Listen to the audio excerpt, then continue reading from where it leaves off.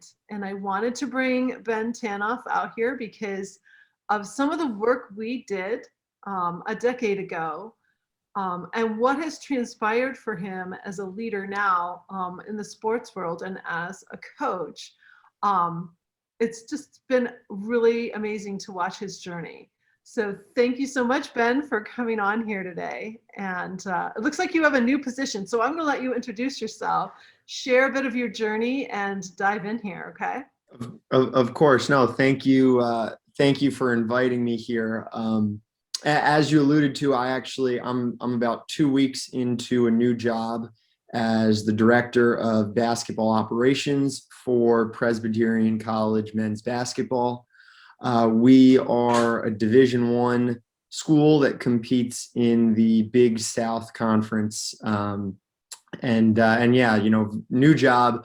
But glad that Elle asked me to come speak. I can't believe it's 10 plus years ago that the two of us worked together. And at the time I was in high school, and we were working together mainly to combat test anxiety. And little did I know how much that coaching and working together would stay with me throughout my career. I've been in athletics my whole life. I've worked with the smallest high schools to the largest colleges and universities, both in coaching and administrative positions. And so I just wanted to share a couple things about the work that I did with Elle that really stuck with me. And the biggest thing is really goal writing and being goal oriented. As leaders, we have so much going on. We can lose track of day-to-day things if we're always focusing on the bigger picture, and we can lose the bigger picture if we're too focused and narrowed in on the day-to-day things.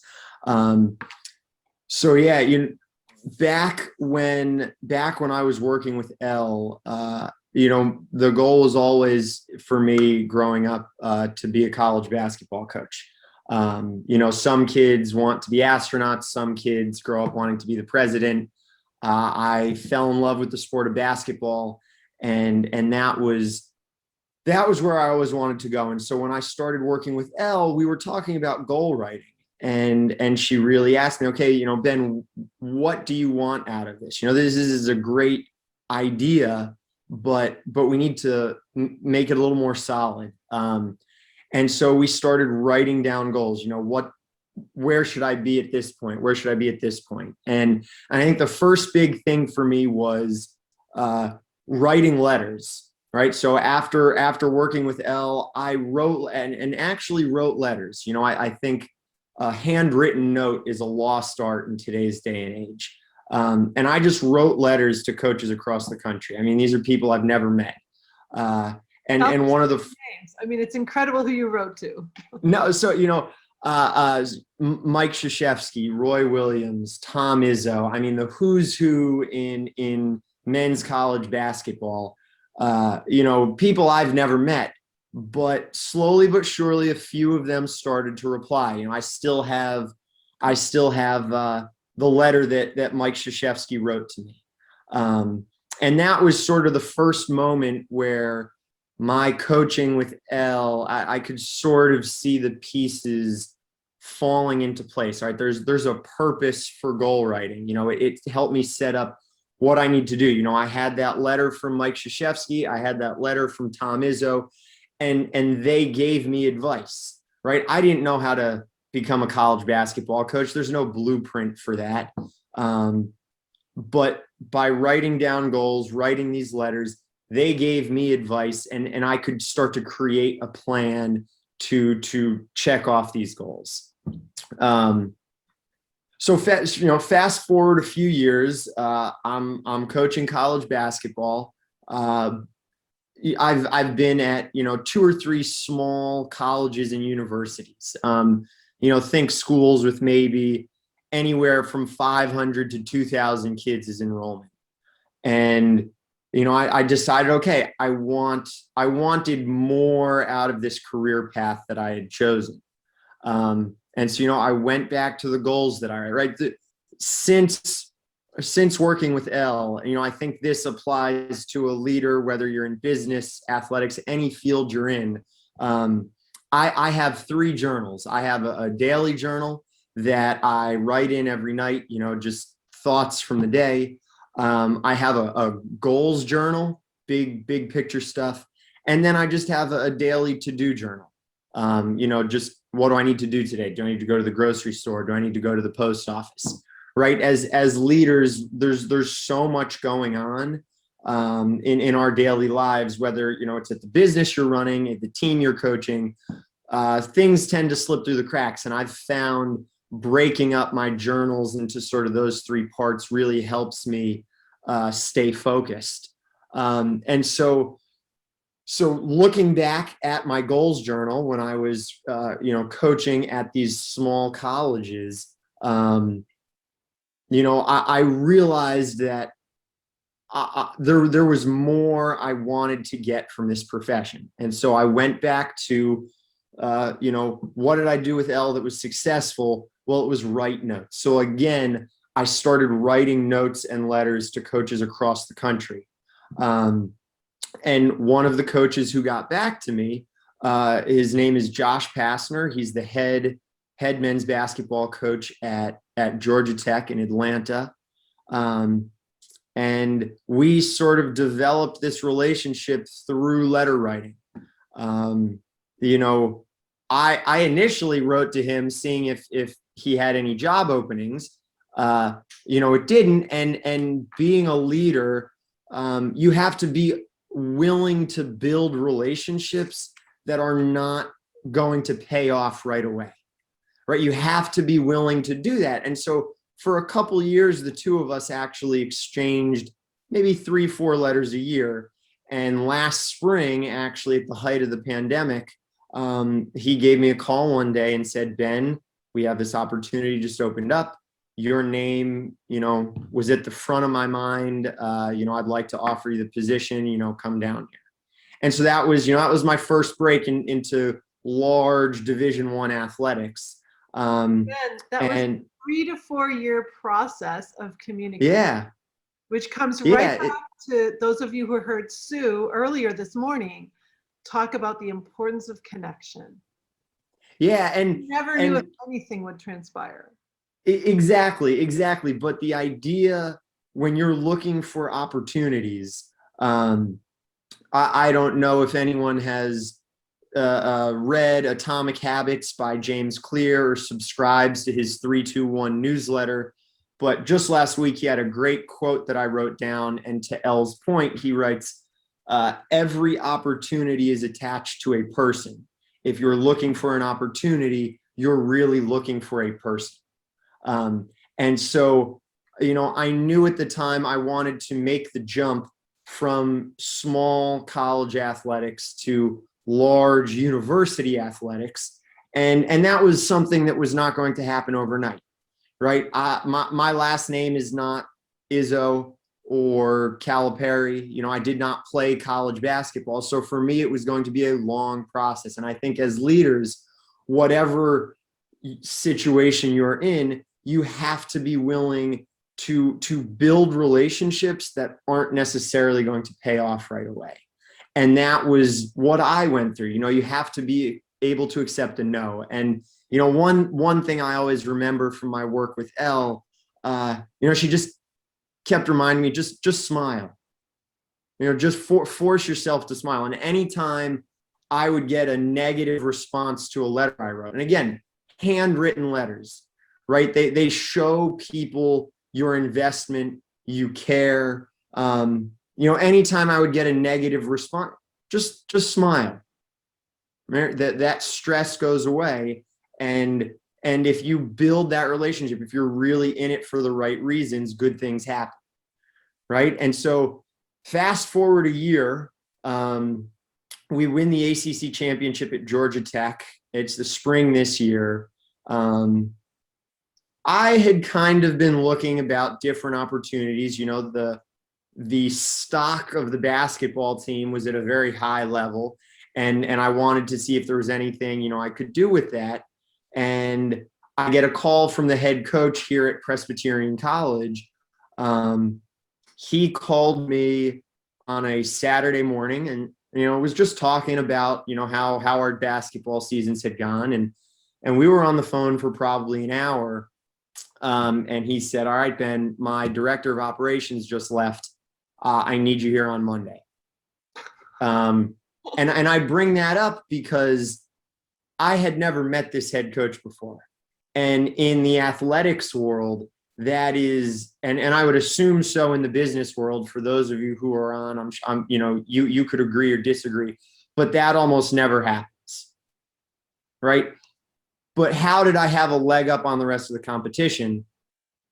5 years ago, when I was a high school coach in South Carolina, where Presbyterian College is, I wrote a handwritten letter to this coach, right?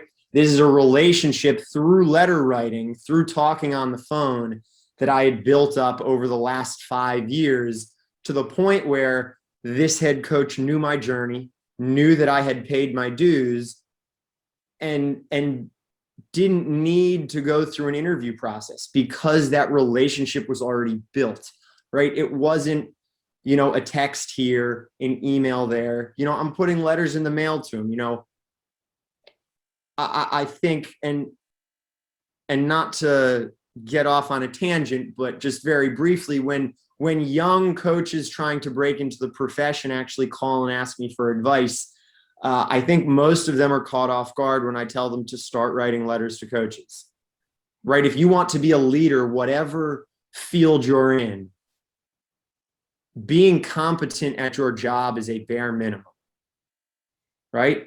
Being competent, you know, everyone who wants to be a college coach knows their sport.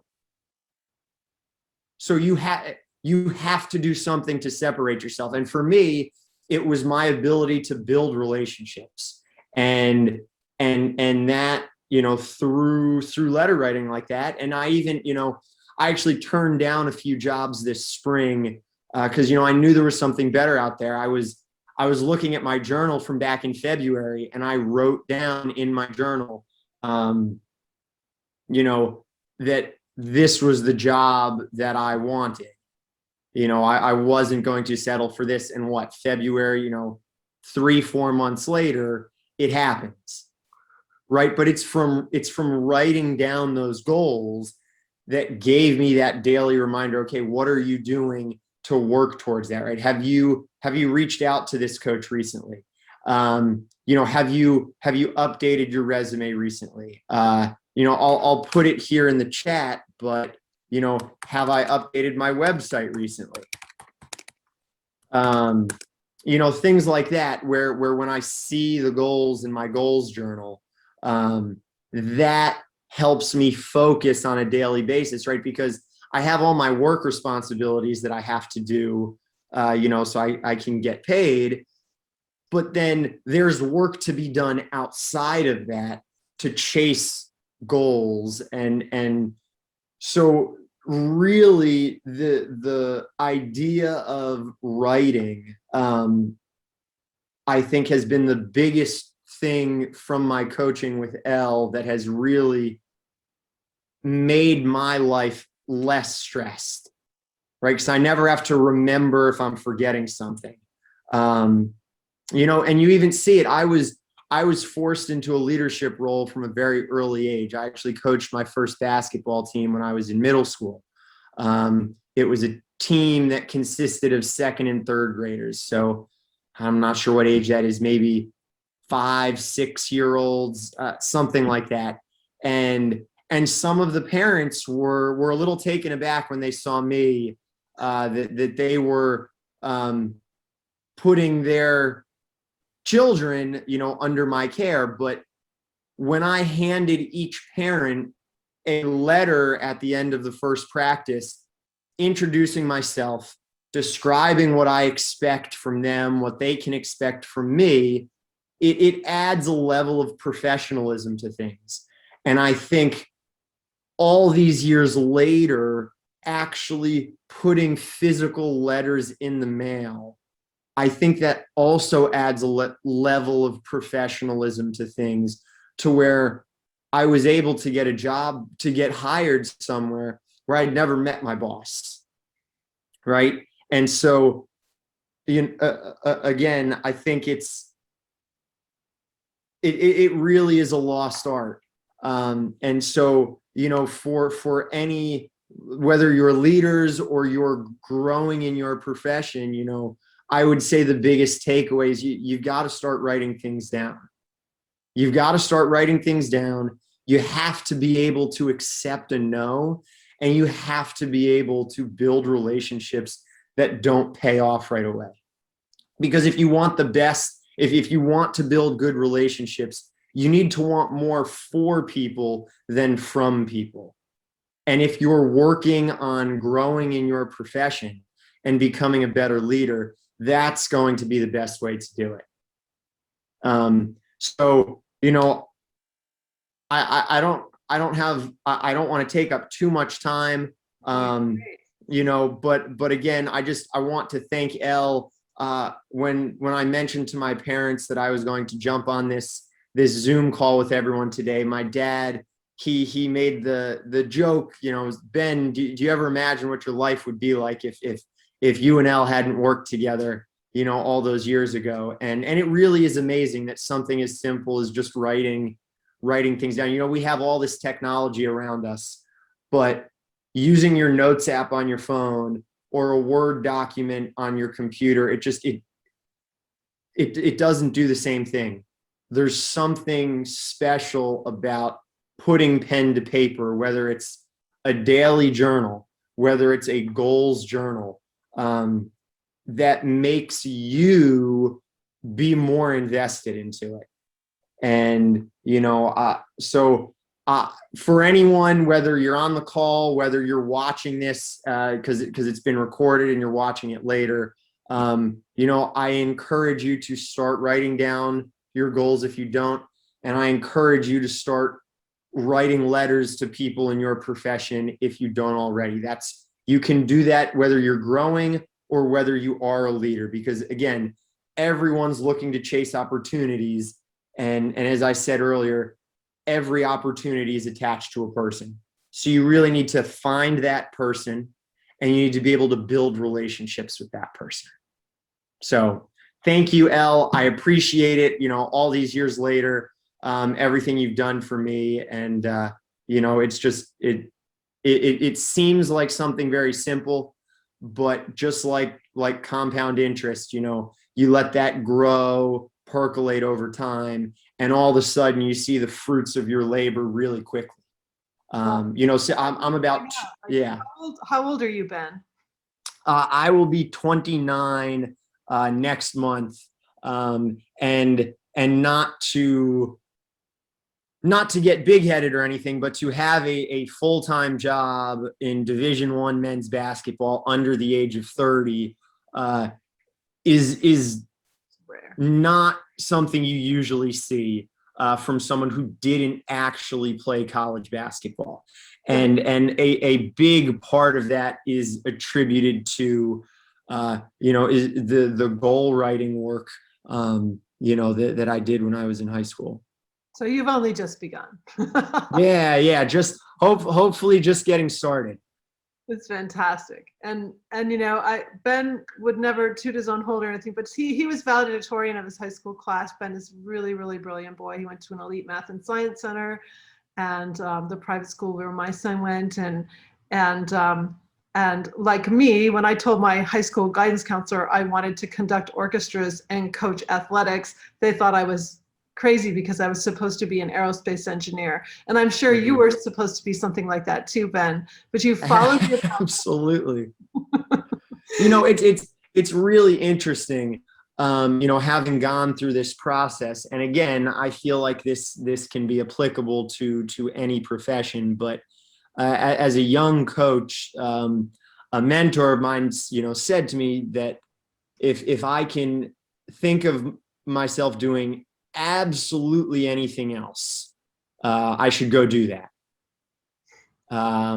Oh, we're told that And in music as well. exactly. But there's something about it. Whether you're a doctor, you're in athletics, you're an entrepreneur, right? If you have that drive, you're going to stick it out, no matter what people think. Yeah, it's really interesting. When I remember at Michigan, I wanted to study with a certain violin professor, and I was told at the registrar's office that no, he only takes the top performing artists. And I was actually a phys ed major at the time. So I was already crossing into the music school kind of illegally anyway. And so I left that office with my violin. I walked down to that man's office. I knocked on the door. He opened it, and I introduced myself and said, I'd like to play for you and be your student. And I probably played just wretchedly compared to his students, right? But he looked at me and he goes, Miss Derrick, you have such chutzpah. I will take you.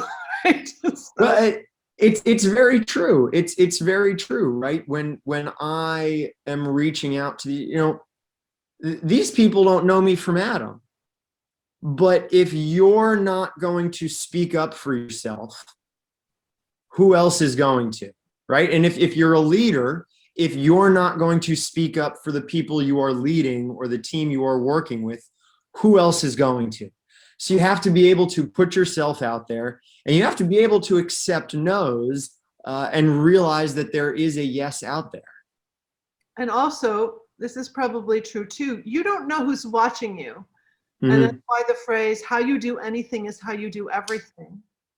I was working for a particular symphony, and someone was headhunting me and I didn't know it. And they were showing up at concerts to watch how I interacted. I had no idea of any of this. So I was being watched. And I knew this person was here, but I thought he was just here to enjoy the concert. Right? So I didn't know. Right. And I was always the first person out to greet them as they walked in the offices and just those kinds of things. And I get a call from out of the blue saying, hey, I'm the president of the board of this symphony and we'd like to have you interview for a job. I go, I'm not looking for a job. And they said, no, you don't understand. You've been handpicked. Right. Right? So you don't know who's watching you either. And that goes for within companies, in all kinds of situations, you don't know who's watching. Absolutely. So Absolutely. how you're doing all that. And going back to the handwriting of letters, how many of you have recently gotten a really beautiful handwritten letter from someone? Probably not anyone. I don't see any hands being raised here. Yeah. So a handwritten letter is unique today. It's beautiful. And you are manifesting with that hand, which is why, you've just come so far. And here comes your classmate. You can see your classmate. Been a long time. A long time is right, sir. That was amazing. It was great to hear. I guess from an outside view, I mean, hearing little bits and pieces and following on Facebook to hear it live, that was awesome. Wow. Anybody have any questions for Ben? Vivian? Els, I was going to say, I write handwritten thank you letters, actually, because I wanted to make it from the heart. So my thank you letters are handwritten to my clients. That's my thank you. But I haven't received a handwritten, except when my clients thank me, not the last month, though. It's a few months back. So, yeah.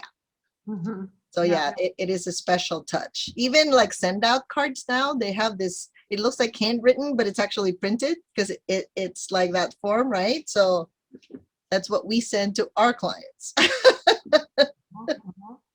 Yeah, I just received a real piece of mail. It was a package. And my godfather and godmother have had to move out of their respective homes. And they turned 90.